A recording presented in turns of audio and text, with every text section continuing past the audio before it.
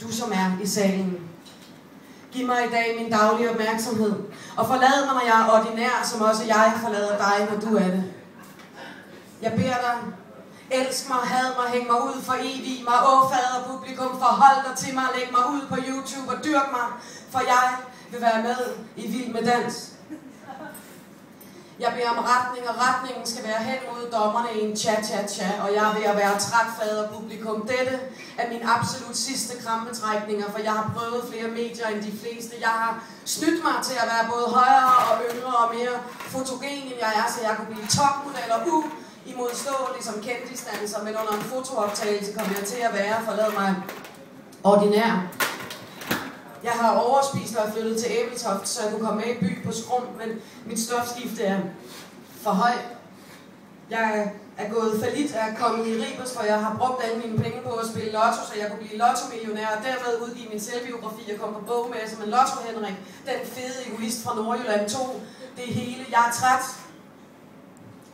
Efter at have lært mig alverdens kogekunst, så jeg kunne skrive kogebøger og komme i Godmorgen Danmark, men det hele brændte på, og Godmorgen Danmark kunne ikke bruge mig, for jeg har forladt mig render under øjnene så tidligt på dagen. Jeg er træt, efter jeg har været indlagt som skizofren, i håb om, at nogen ville lave en dokumentarfilm om mig. Jeg er træt, efter jeg kastede mig ud foran et tog, så jeg kunne komme ud og holde foredrag om mine nærhedsoplevelser, og Al-Qaida opdagede mit falske skæg.